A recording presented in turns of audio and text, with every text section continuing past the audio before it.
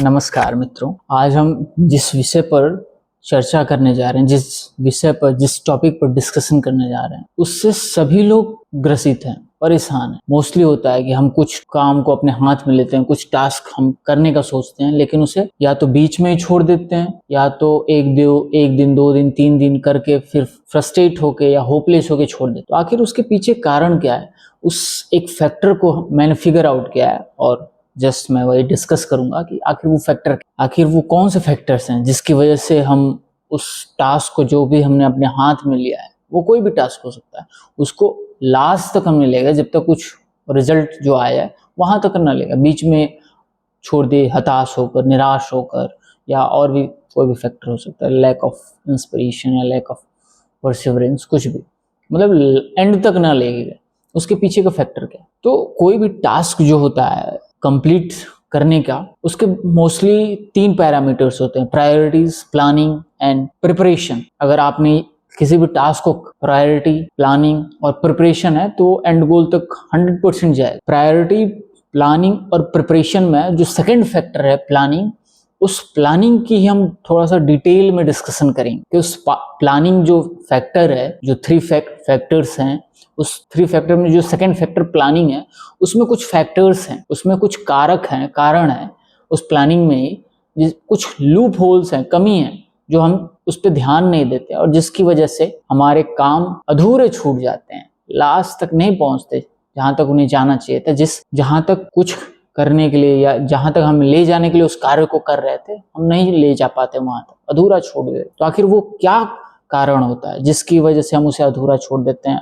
निराशा मन में बैठ जाता है हमारे। कोई भी जब हम कार्य करते हैं और उसकी प्लानिंग करते हैं, तो वो प्लानिंग 2 टाइप की होती है, 2 तरीके से होती। बेसिकली पहला जो तरीका है कि हम उस कार्य को कैसे करेंगे, और दूसरा वो कार्य कैसे होगा। अगर हम इस फैक्टर पे ज्यादा फोकस रह रहे हैं कि उस कार्य को हम कैसे करेंगे, तब तो हम उस कार्य को कर पाते हैं और एंड तक पहुंचा जाते हैं, ना कि अधूरा छोड़ते हैं। लेकिन अगर हमारा फोकस वो कार्य कैसे होगा इस पे हो जाता है, तो हम हताश हो जाते हैं, निराश हो जाते हैं और बीच में ही अधूरा ही उस काम को छोड़ देते। अब आप कहोगे बात तो एक ही है, कार्य को कैसे करेंगे और कैसे होगा, ये तो सेम ही चीज है। इसी को ही समझना है और इसी की हम डिस्कशन करेंगे आज की। आखिर इसमें एक बहुत फाइन लाइन है, बहुत बारीक लाइन है, जो हम इजीली समझ नहीं पाते, बहुत जल्दी मिसअंडरस्टूड कर देते हैं और दोनों को मिक्सअप कर देते हैं। लेकिन जो इस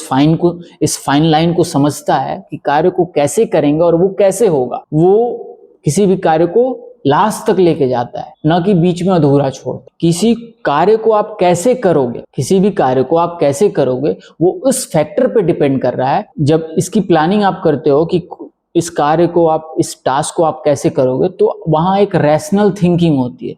आप अपने प्रेजेंट सर्कमस्टेंसेज पर, प्रेजेंट कैपेबिलिटी एंड कैपेसिटी के बिहाफ पर, उसके बेसिस पर आपका डिसीजन, आपकी प्लानिंग पूरी होती है। पूरा योजना जो आप करते हो उस टास्क को करने के लिए, वो प्रेजेंट सिचुएशन पे डिपेंड रहता है कि आपका प्रेजेंट सिनेरियो, सिचुएशन कैसा है, फॉर एग्जाम्पल। लेकिन वहीं जब वो कार्य कैसे होगा, आप अगर इसकी प्लानिंग करने लगोगे, इस पे फोकस हो जाओगे, तो कहीं ना कहीं आप एक इमेजिनेटिव वर्ल्ड क्रिएट करने लगते हो। एक इमेजिनेशन में आप कुछ फैंटेसीज आपके माइंड में होती हैं, उसके बिहाफ पे आप डिसीजन लेने लगोगे या उस टास्क को कंप्लीट करने की कोशिश करोगे। जैसे एक थोड़ा सा एक उदाहरण लेके, एक एग्जांपल लेके समझने की कोशिश करते हैं कि दोनों में क्या डिफरेंस है। जैसे फॉर एग्जांपल, आपने किसी एक व्यक्ति को एक पर्टिकुलर टाइम दे रखा कि हाँ उस टाइम पे मैं आपसे मिलूंगा। फॉर एग्जांपल 4 बजे उसको शाम को कह रखा कि हाँ 4 बजे आप इस जगह पे आना, इस कैफे में आना, मैं वहां आपको मिलूंगा 4। और जो जगह आपने दे रखी है उसे मिलने के लिए 4 बजे, वो आपके घर से वॉकिंग डिस्टेंस आधे घंटे का है। अब वॉकिंग करते करते आप आधे घंटे में वहां पहुंच जाओ, ठीक। तो आपने क्या किया कि आप अपने घर से 3:30 बजे रेडी, एकदम अच्छे से वेल ड्रेसअप, कोई ऑफिस मीटिंग था, कोई प्रोफेशनल मीटिंग था, तो आपने पूरा प्रॉपर पर्टिकुलर ड्रेसिंग सेंस के साथ, एकदम ग्रूमिंग के साथ आप निकल गए। आप जैसे ही निकले, कुछ दूर तक चले, 5-10 मिनट चले, तब तक अचानक बारिश होने लगी या कुछ भी ऐसे सिचुएशंस आ गए जो आपके कंट्रोल में नहीं है। मैंने बारिश का जैसे एग्जाम्पल लिया कि बारिश होने लगी। अब आप क्या करोगे? रुकोगे? समय पे नहीं पहुंचोगे? क्या क्या कंडीशन हो सकता है? बारिश अगर हो गई तो आपके जो वेल ड्रेस थे, जो वेल ग्रूम थे, शूज क्लीन था, वो डर्टी होगा ही होगा। ड्रेसिंग भी इधर उधर कुछ होगा, भीगेगा, ये होगा। लेट पे टाइमिंग जो आपने 4 बजे दे रखी है, बारिश की वजह से हो सकता है आप 4 बजे ना 4:30 बजे तक भी न पहुंच पाओ।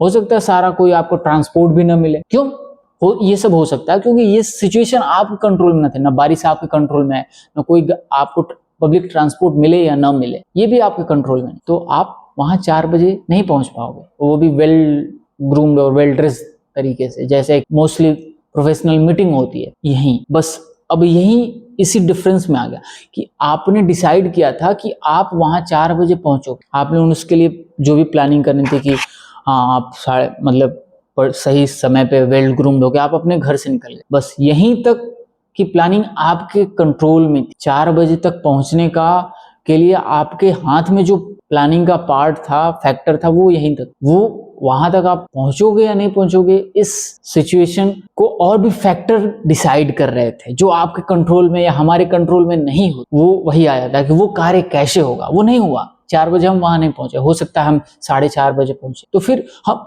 अब 4:30 बजे पहुंचे तो इससे होपलेस नहीं हो जाने का, अरे मैंने तो कहा था 4 बजे मैं पहुंचूंगा, वेल ड्रेस्ड रहूंगा, वेल ग्रूम रहूंगा, शूज क्लीन रहेगा, अब क्या होगा। इसके लिए बहुत घबराहट, बहुत एंजाइटी, बहुत स्ट्रेस नहीं होना। क्यों? क्योंकि कुछ सिचुएशंस आपके कंट्रोल में नहीं है। अब आपका पूरा फोकस अगर ये रहता कि वो सिचुएशन कैसे हो, तो आप 100% स्ट्रेस्ड आउट होते, एंजाइटी होती, लो फील करते। क्यों? क्योंकि आपने जैसा सोचा था कि वो वैसा हो, वैसा नहीं हुआ। यहीं पे कुछ और भी टर्म आता है कि आप सिस्टम ओरिएंटेड, प्रोसेस ओरिएंटेड हो या गोल ओरिएंटेड हो।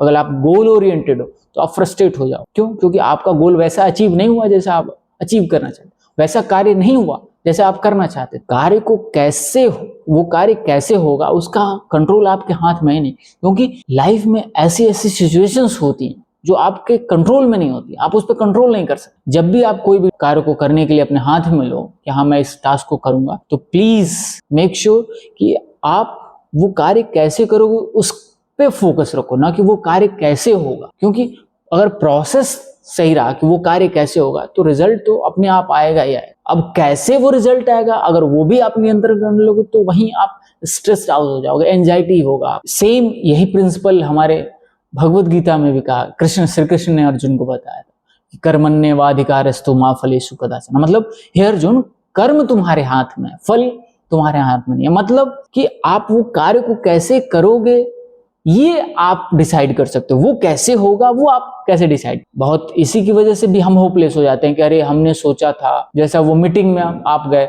कोई बात नहीं, आधे घंटे हम लेट पहुंचे, कोई बात नहीं, अगर थोड़ा सा शूज गंदा हो गया, वो हमारे हाथ में नहीं था ना, हमने तो अपना टास्क किया था। तो प्लीज मेक श्योर कि इस दो बारीक डिफरेंस को, जब भी आप कोई प्लानिंग करो अपने टास्क का, कार्य का, तो ये इन दो बारीक फैक्टर जो बहुत ही माइक्रो फैक्टर्स हैं लेकिन बहुत ही मेजर रोल प्ले करते हैं किसी भी टास्क के कंप्लीशन में, कोई भी कार्य की सफलता और असफलता, उसे जरूर समझें कि कार्य को कैसे करना है और कैसे होगा। इस दो बारीक अंतर को बहुत ही गहनता से, बहुत ही सूक्ष्मता से और बहुत ही जागरूक भाव से इस पे विचार करें और समझें। Thank you.